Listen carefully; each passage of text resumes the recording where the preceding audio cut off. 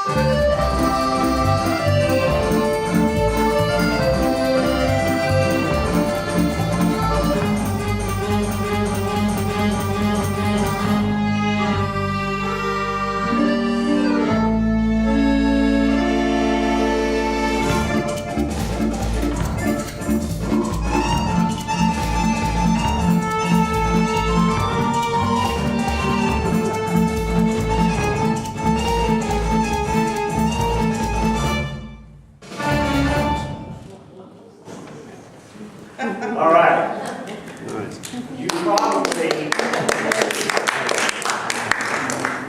You probably can identify with this guy because you have been in a situation where you're just grinding and you can't escape. And maybe you've been even trampled on, given the boot. So what are you going to do about it? You might be discouraged right now. You shouldn't be. Because this is about taking control. You can change your life. The next stage of your career, your next career, needs to be the right one. Because if you're at a stage in your career where maybe it's uncertain, you can make some mistakes. And that's why I'm here. That's why I'm talking to you, because I want to help you learn how to have the career you're meant to have. We're all meant to have a career that maximizes our potential. And we each individually are in control of whether or not that will happen. There was a couple of research items in the 2011, 2012 area. One said that 2/3 of people in their job were unhappy in their job. In fact, unhappy to such an extent that they were miserable in their job. This was a Gallup poll. It also said that 70% of those people didn't really do their job. They just kind of coasted through the day. Well, that's not happiness. That's not being fulfilled. That's not maximizing your potential. So how do you do that? Now, I know a lot of people that have great careers or have had great careers, and you probably do too, and you probably have said to them or to yourself, "They're lucky." There is no such thing is just dumb luck. You make your luck. So we're going to talk about how you do that. So in the last Olympics, you remember what? Anybody watch the last Olympics that we had? Yes. And I love figure skating, mainly because there is no way I could do that. But this young lady, Alina Zagarova, was the Russian skater. She won the gold medal. She was 17 years old. How did she do that? She changed the rules. She skated within the rules, but she changed them. And the way she did that was she put all of her jumps. You're given an extra 10 points for every jump you land. And there's like 10, 12 jumps in a 3-4 minute skate. You get a 10% extra if you do them at the end of your skate. She just moved all her jumps at the end of her skate and beat everyone. And so people were fussing about it, but it was within the rules because she changed. So change rules. You play the cards you're dealt. In the 70s, Keith Jarrett recorded an album. It's called the Cone Concert. He recorded it in Cologne, Germany, on a rainy night, on a poor excuse for a piano. It was a sine wave, but it was in such disrepair it could not be tuned. He now recorded that concert. They recorded it. It is the #1 selling solo piano jazz album in the world. And that was in 1979 or something. The way he did it, he did what Dizzy Gillespie. I think we all know who Dizzy Gillespie is. I talk to young people all the time. They don't know who Dizzy Gillespie is. They don't know who a lot of people are that are still alive. That's scary. Dizzy Gillespie said, I spent my whole life learning what notes not to play. That's what Keith Jarrett did. He didn't play the notes on the piano that didn't sound right. And it completely changed the way he played. Now, is he a genius? Yes, he's a genius. But he took the cards he was dealt, and he did something magnificent. If you want to succeed, fly. In the 60s, early 60s, Richard Fosbury wanted to be a high jumper. And he wasn't a very good one. He could barely get up. And back then, the world record for the high jump wasn't very high. Pretty poor. Because most men ran up and they jumped feet first. He couldn't do that. But he was driven. He decided, I am going to find another way to get over that bar. And he invented the Fosbury flop, which is the way every Olympic high jumper jumps over a bar today. Because he shattered. He didn't just break the Olympic record, he shattered it. All right, I want to take a brief break to tell you a little bit about how did I get here. So, she read my bio. I went to school in East Texas State, which is now a part of Texas A&M. You can hear the accent. Grew up in East Texas, Southeast Oklahoma. I was just a country boy, and still am, proud of it. But I loved advertising, and I got in it at East Texas State. I started learning it.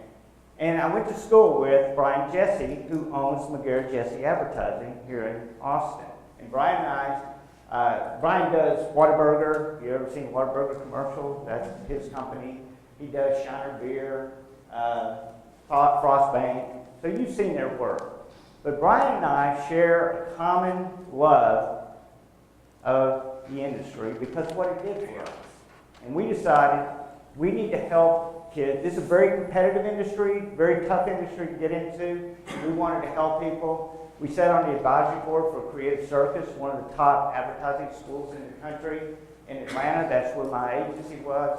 But we decided something needs to change because people were not being adequately prepared to come into our industry. And I got tired of sitting across the desk at somebody with tears in their eyes who had gone through 4 years of college and could not go to work for me because they were not trained.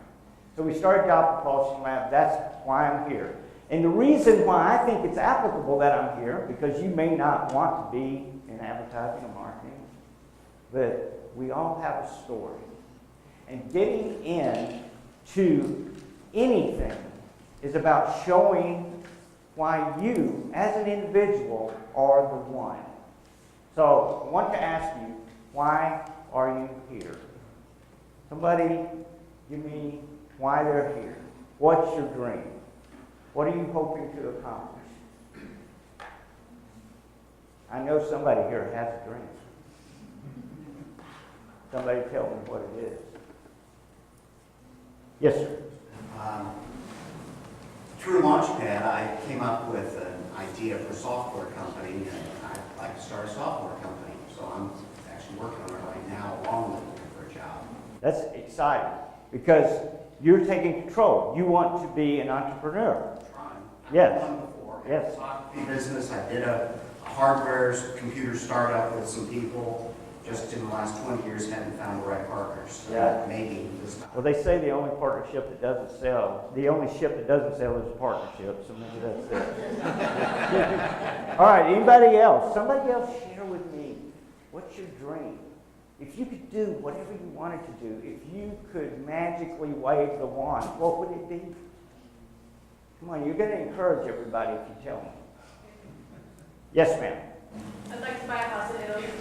Like to buy a house in Italy. What part of Italy?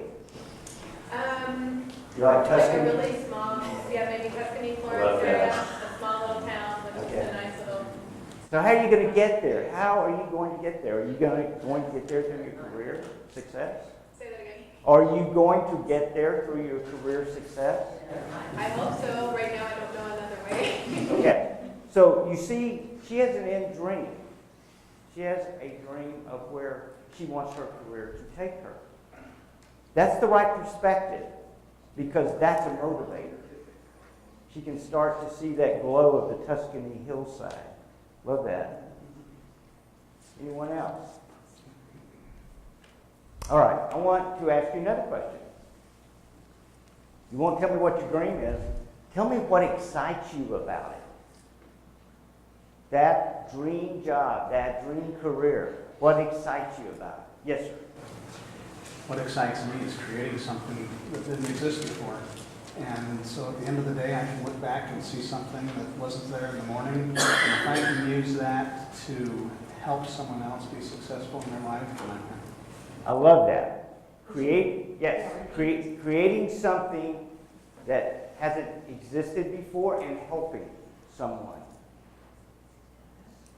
That's creativity, innovation, and even altruism. Helping someone. All right. Someone tell me what scares them about their future. Like, you want to start a company, you started a company, maybe you're not sure what you want to do. What is scaring you right now? Losing my house. Losing your house. So the financial strain. What else? If you're applying for a job, yes. Being in another boring job. Being in another boring job. You really related to that video, didn't you? Oh, absolutely. And we're going to talk more about that. What else? Yes, ma'am. So one thing that I really love is servant leadership, and what scares me is that so many companies that I've talked to recently, service is not even part of the agenda. They lost the focus on why they should be there. So not being aligned with the company's purpose, what it truly should be, its purpose. So aligning with somebody that is like you. Anyone else want to? Austin has a very youth culture focus. Yes. And so when you're older, it's really hard to even get in the door in some of the new companies. Yeah. They kind of stare at you funny, don't they? Yes. Yeah, I went to, I'm in advertising, very young industry, very young. And you can see, there it is, all those years. But I was at a party and I looked around and I thought, I am the oldest guy in this room. And by a long way. That can be disconcerting. That can be discouraging. And you can start believing that you are irrelevant. And you are not. irrelevant. In fact, you're probably better at what you do now than you've ever been. You got to believe that. You have got to show what you're about. In this case, the book does not represent, the cover does not represent the book. All right? How you do that? This is why I'm here. I build brands. Okay, I want somebody to tell me the tagline. You know what the tagline is at the end? Tell me the tagline of Ford cars. Ford cars. Somebody know what it is? Built Ford Tough. Build Ford Tough. Is that the tagline for Ford? For the trucks. Ford trucks. It is not. What about Toyota? What's the tagline for Toyota? You want it, you got it. Huh? You want it, you got it. Wow. You must have remembered that when you were like 12. I think that was like 1975. I remember that. I remember that campaign. He did remember it. Now, why did I ask you that? Because Ford and Toyota are two of the largest advertisers in the world. They spend billions, hundreds of billions of dollars to tell you what their tagline is. And you can't remember it. But who in here drives a Ford? Do you like? Yeah. Why? What does it say about you? No, I just like it because the interface it has the vehicle. Okay. It's a comfortable ride. Yeah, but that says something about you. You want a comfortable ride with a user-friendly interface. You know, so you're practical. So you understand the brand without the tagline. What you need to do is not give people your tagline. You need to share who you really are. It's a story. Now, I tell people, build your brand. And they'll go, brand? I'm not a candy bar, Bart. Yeah, you know what, though? A brand is nothing but a story, and you have one, and you're the only one that can tell your story the way you tell it. Okay, where do you want to work? This is a question you ask yourself, because in marketing, you're the brand, you're the product, and you have a target audience. Who you want to work for is your target audience. If they don't love you, like Ken here likes his Ford, you're not under consideration.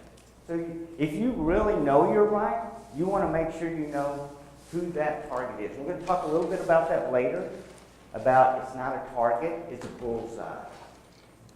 It's the bullseye. That's who you're targeting.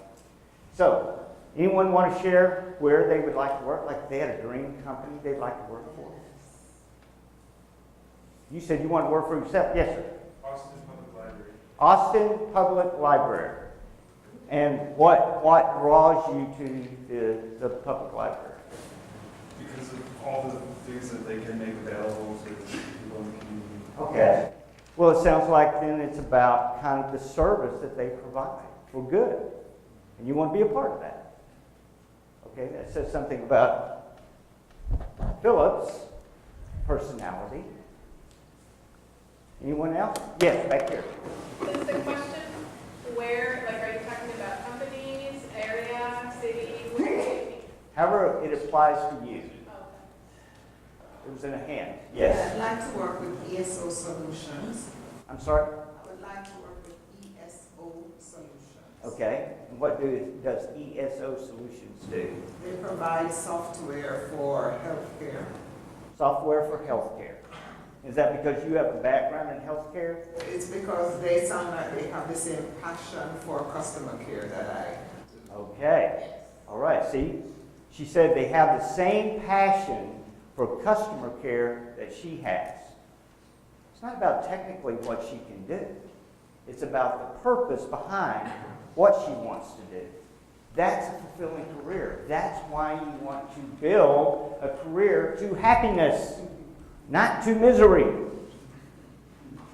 So I'm going to show you why you can go down the wrong path if you do not know who you are and with whom you want to work.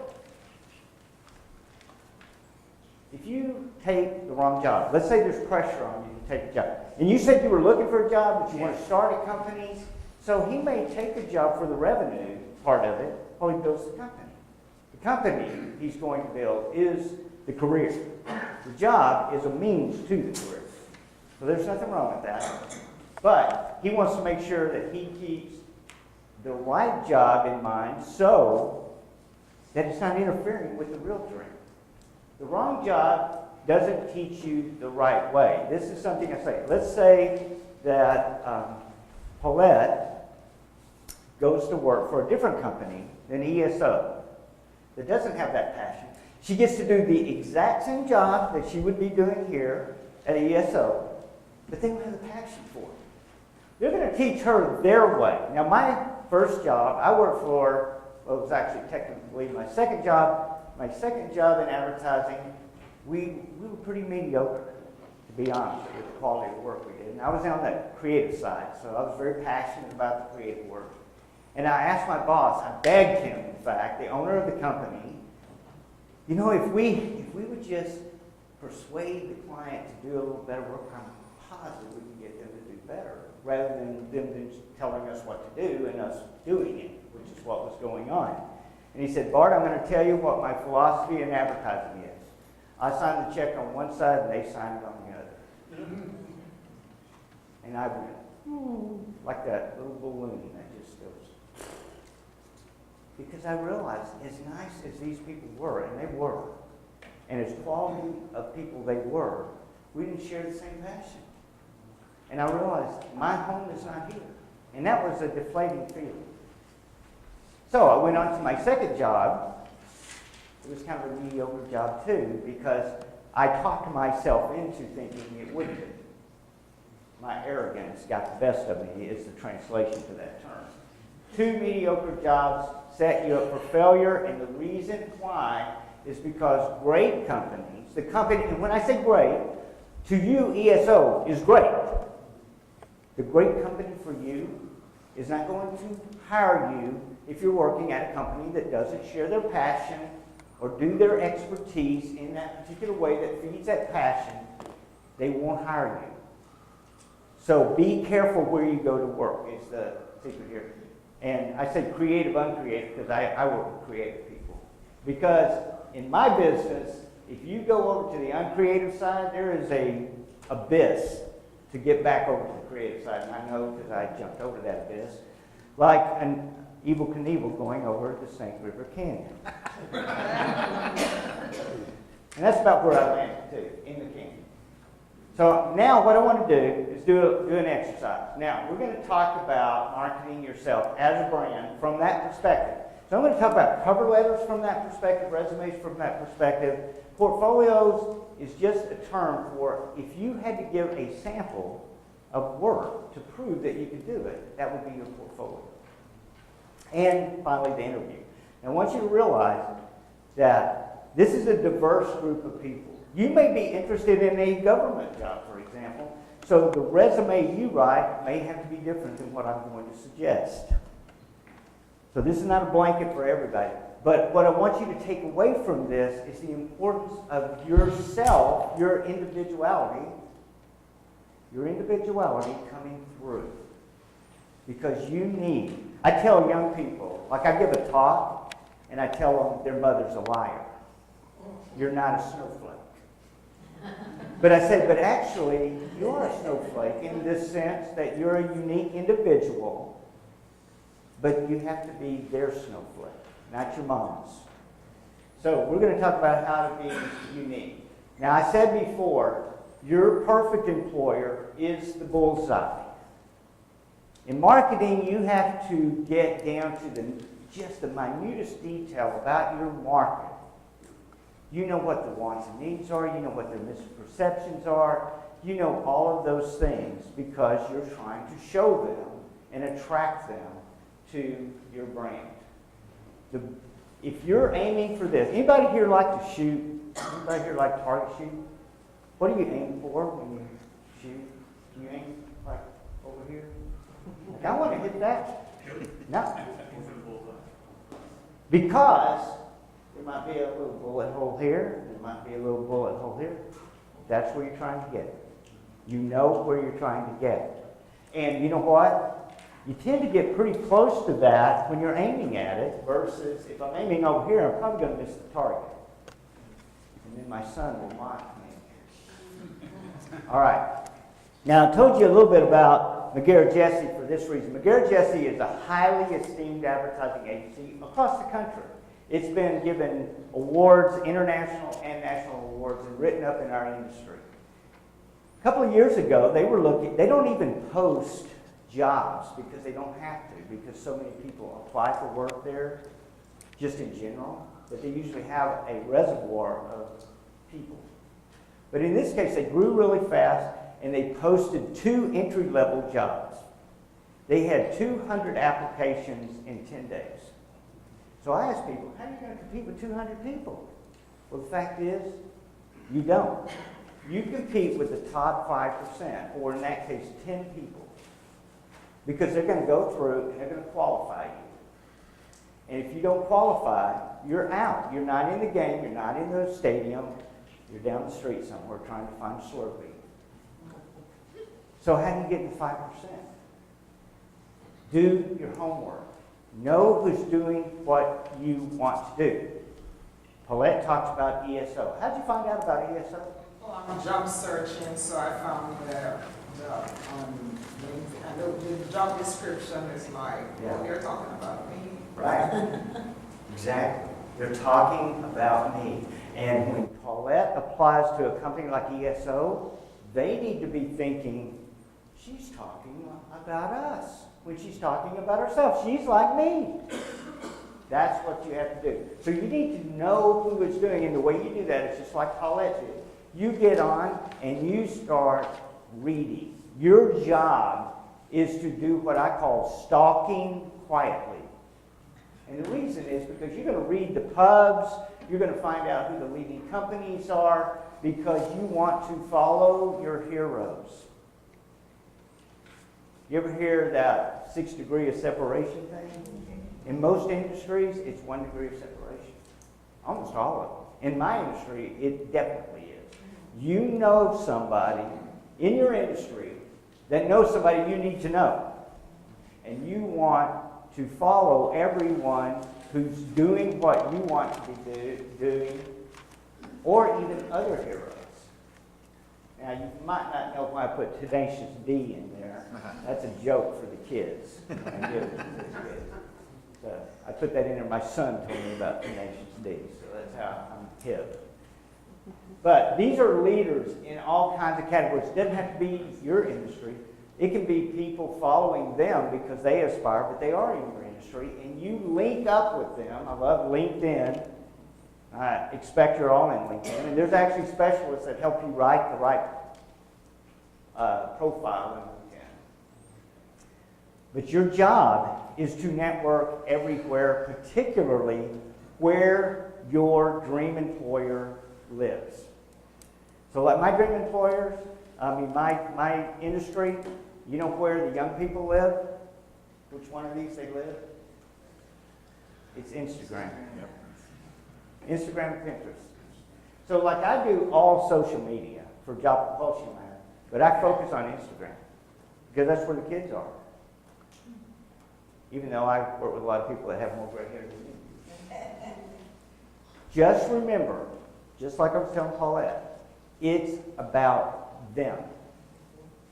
Everything you say about yourself, if you know who that target is, and you know who that bullseye is, and you've done your homework, and you know you're a fit, everything you say, they're going, she talks like us. She thinks like us. She's got all the credentials we need. Because here's the thing. Paulette, do you think that there are people that have similar credentials to you and your expertise? Absolutely. Absolutely. Tons and tons and tons. So all things equal, you're a shade of gray if your individuality does not come through. You're just a shade of gray. Now you may see, they'll see the subtle differences. That's what people that I work with in branding and advertising, they think, we just tell them what we do and how we do it, Bart, and they're just going to flock to us. I go, no, you look like oatmeal, like everybody else does. You need to talk to them in a way that they go, they're like us. So, your target employers must see themselves in your communication. A really good indicator that you're stalking the right employer is that you feel the way Paulette did when she was reading, oh, they're like me. That tells you. But when you're talking to them, you need to know the language to use. Like in marketing, what we do, we'll do marketing research and we'll talk to the customers and we get the customers talking so we can see how they say things. Because we want to talk in the language they speak in so that they can identify with us. Here's the way I like to relate it. If you think of something as simple as a cover letter is just reaching out either in your application online, an email. It's usually not a conventional letter anymore. Resume, portfolio, interview. It works like an ad. Ads have a single objective, to get you to do something.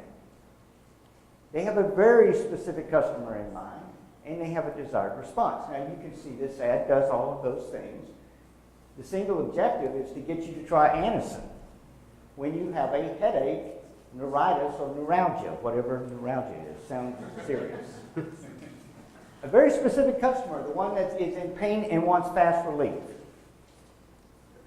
It does the job. It's also extremely busy and boring. What if it was like this? This has a simple message. It's memorable and it's distinct. Now, it has to be appropriate for your market, but you get my point. It can be simplified. Thoreau said simplify, simplify, simplify. I don't know why he didn't just say simplify. But, I mean, really. So, remember when you're doing things, keep it simple. You must be memorable and you must be distinct. So you need to put some thought into this.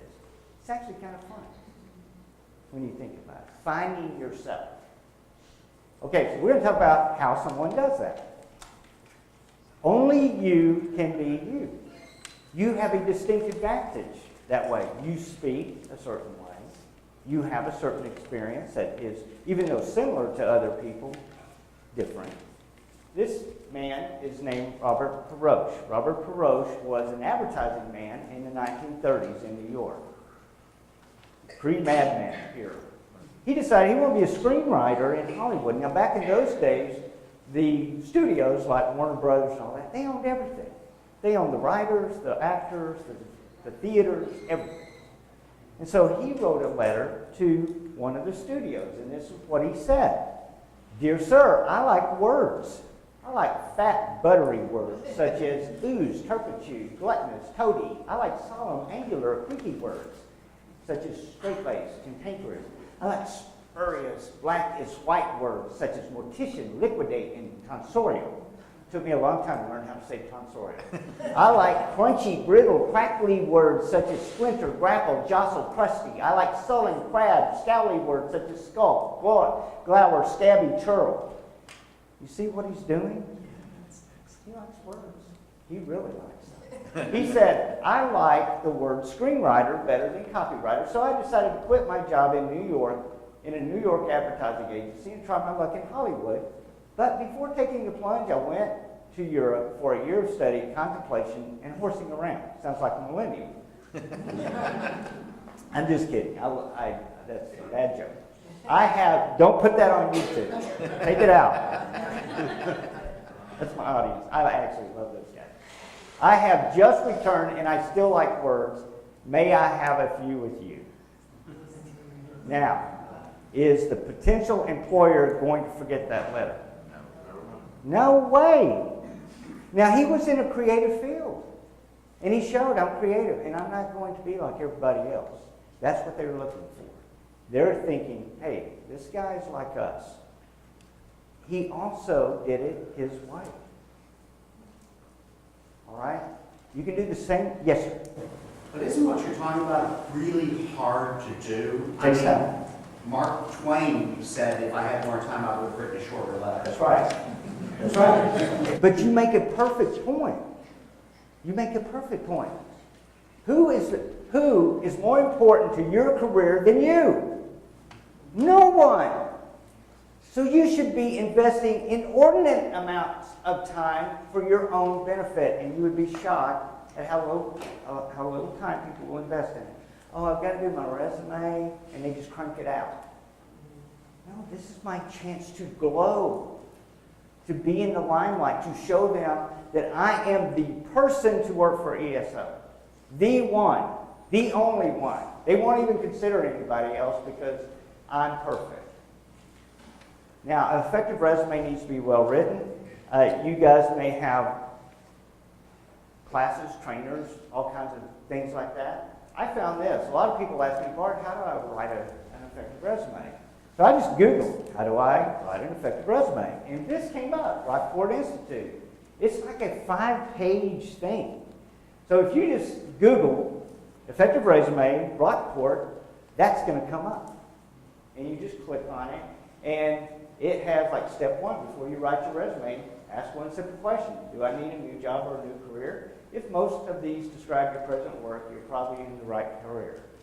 So they're helping you with your career analysis as well. But they teach you how to brand yourself, how to tell your story.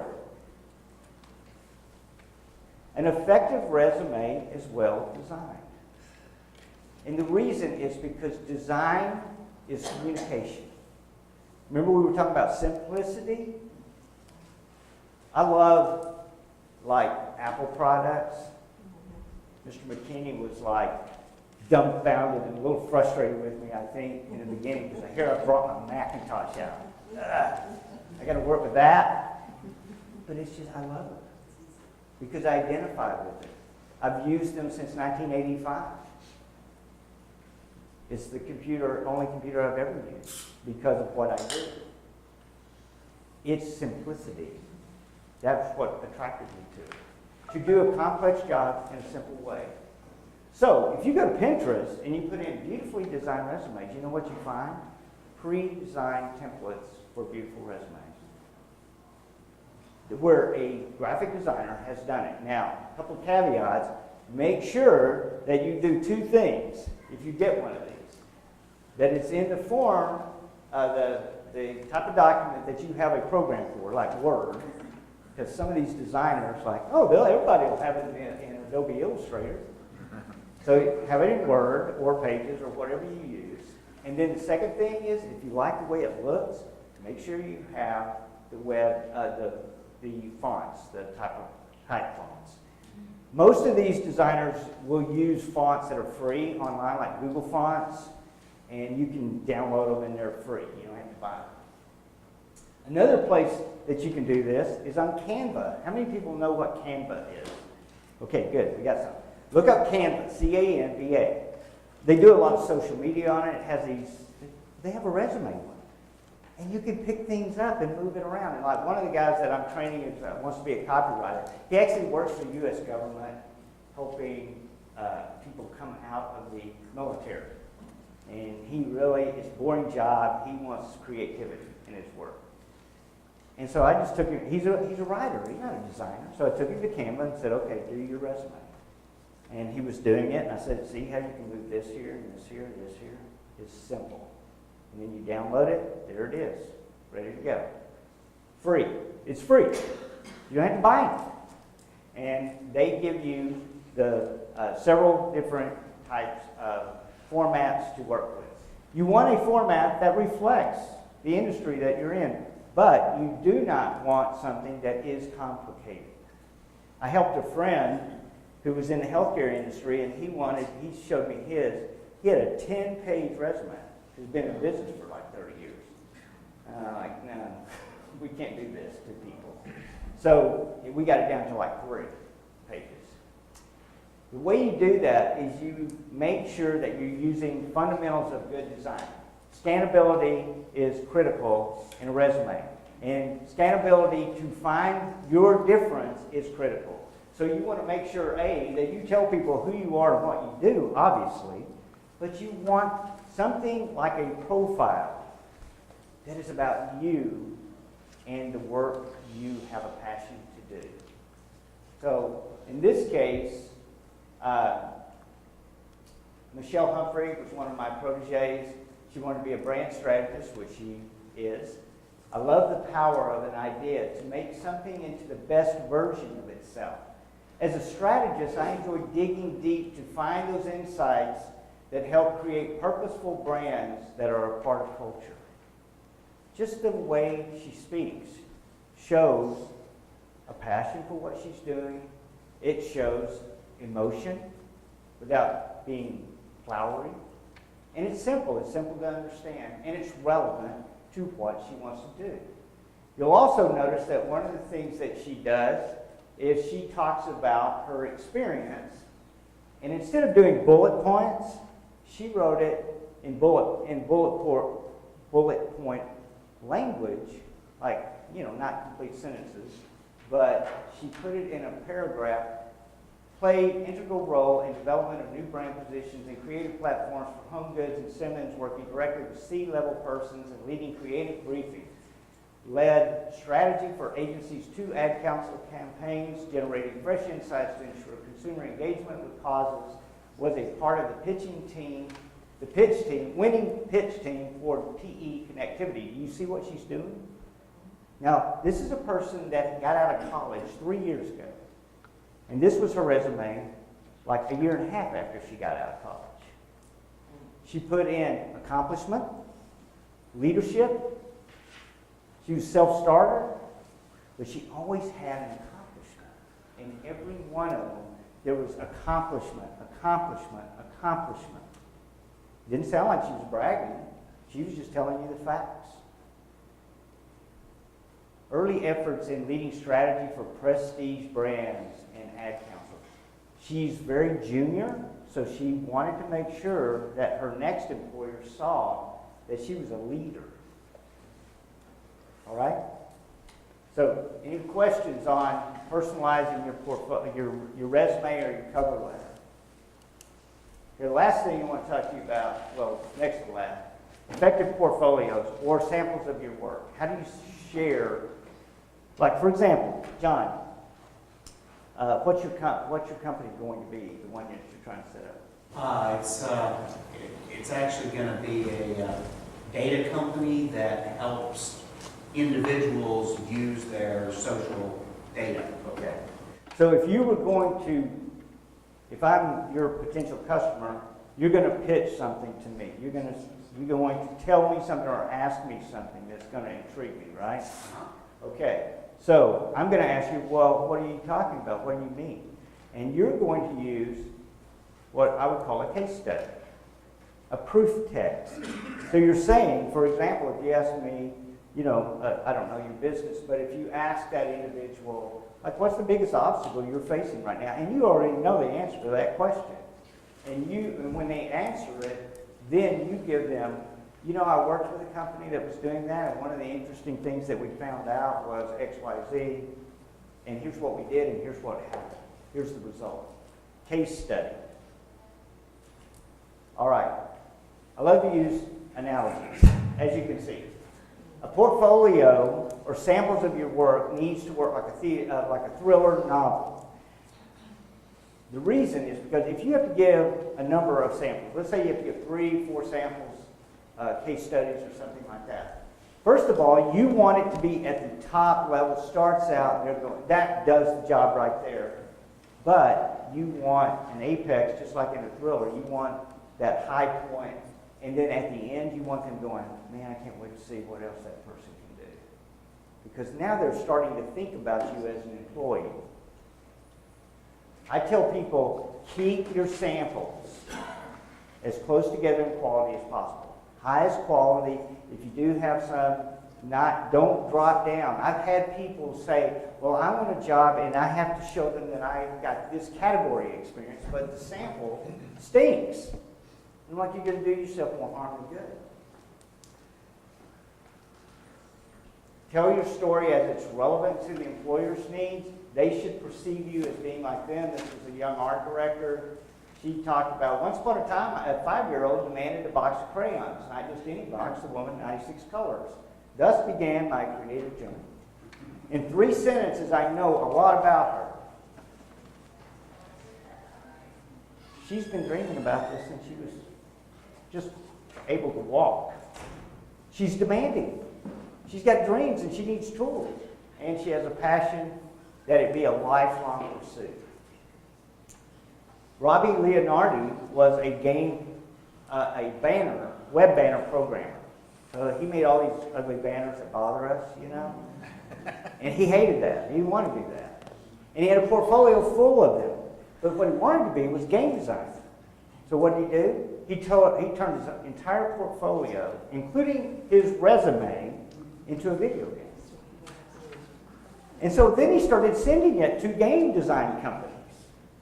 And they started passing it around. Hey, did you see what this guy did? You see what this guy did? You see what this guy did?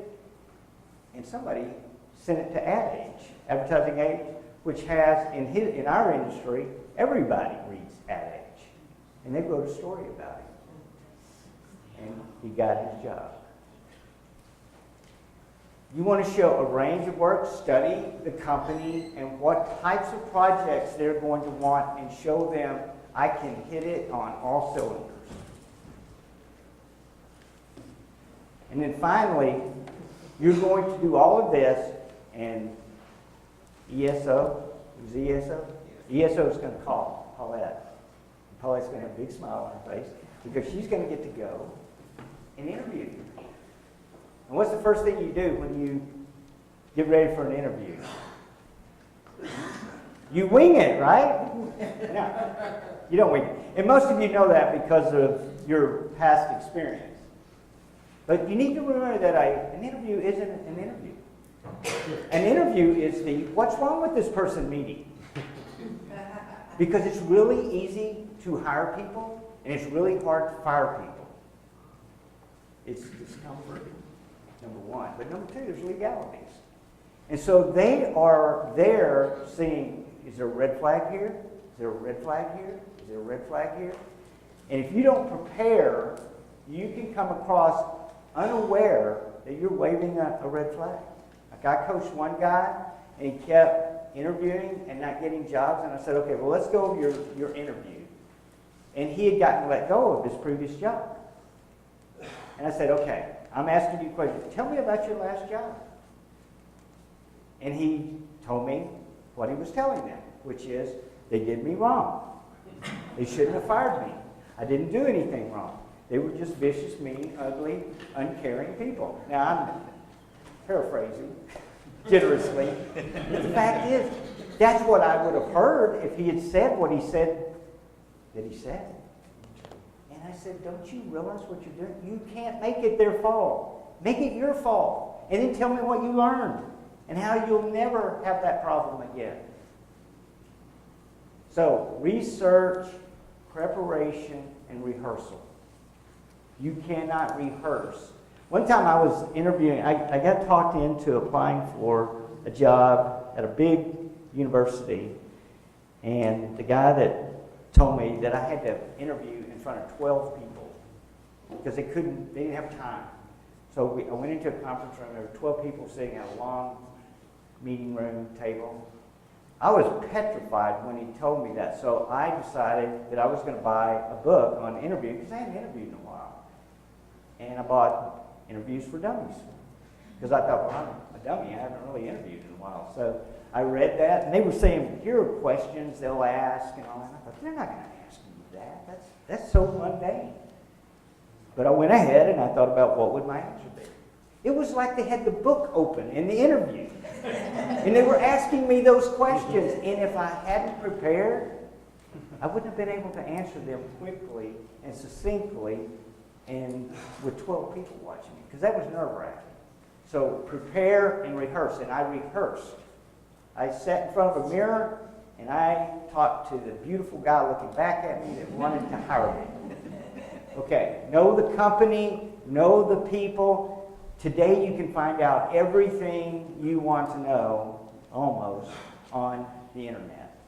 So do your research. Stalk quietly. I tell people, don't show them you're stalking them, you'll freak them out. But stalk them, know the job, know the culture of the company. What are they about? Like Paulette could go into ESO and tell them, they're going to say, what attracted you to this job? And Paulette's going to say, I felt like when I was reading your website, I wrote it, or something to that effect. All right? And always be a pro. I don't have to tell most of this audience that, but you need to dress, I say professionally, I mean appropriately. I tell the kids, because, we're in creative, and, the sloppier you are, the more creative you look. And I tell them, you need to dress a little better than everybody else, but not so much better that you don't look like you belong. Be punctual and be courteous to everyone. Use those soft skills. Be very nice to the receptionist. Be the nicest to her, to she or he, because they are the ones that are greeting you first. Selling use. A lot of times I say, don't sell yourself. Let other people sell you. In other words, if somebody asks you, well, tell me about your greatest strength. You might say, well, when I work with people, they're always telling me how I'm the eternal optimist. I am the half glass full person. Well, now you're not saying I'm super positive and I'm a half glass full guy. You're letting other people do that. Cite something relevant to them. It's got to be relevant, calculatedly relevant. Here's the story I tell. I love telling stories, as you can see. My daughter meets a guy at college. I don't know where she got her taste level from, but she meets this guy, and then a year and a half later, I get a phone call from him. Mr. Cleveland, I'd like to ask your daughter to marry me. And I'm like, why don't you want to marry this guy? Because I call her and ask her. And so I'm just, you don't want anybody to marry your daughter. Anybody that has a daughter knows this. There is no guy good enough for your daughter. And this guy is a swell guy. I mean, he's great. But my son said, oh, I knew they were going to get married. I'm like, you did? He said, yeah, you remember last year when I went to senior day at the university and I stayed there? Yeah. He said, well, I was in his suite with his roommates. And on his bulletin board, there was this thing that said Audrey, that's my daughter, and below it said likes, and doesn't like. And he enlisted because he had been trying to date her for 2 years. And he wore her down. And now they have 3 kids, and they've been married a dozen years. So I guess he was right. And what I'm finding out is he's way too much like me. Which is why I do not like the guy. Okay, no, I love it. I love it very much. Final impression, leave with gratitude, send an email, and send a note. Now, like I said, most of you guys are more experienced. No one, think about today, how many emails you get. We don't get mail anymore. We don't even have inboxes on our desk because we get so little mail. So I'm going to open a card, especially if it's a little handwritten one. Okay? I want you guys to dream of possibilities and believe they are not only possible, but you will do them. I want you to imagine you at your best. Focus on that. Create what you need to create. These are some books that will help you do that. I love Permission to Screw Up by Kristen Hadid. She started this in college. She started this student maid service where students would come and clean up here. And now it's like $1 billion company. And she goes through all the mistakes that she made. It's hysterical.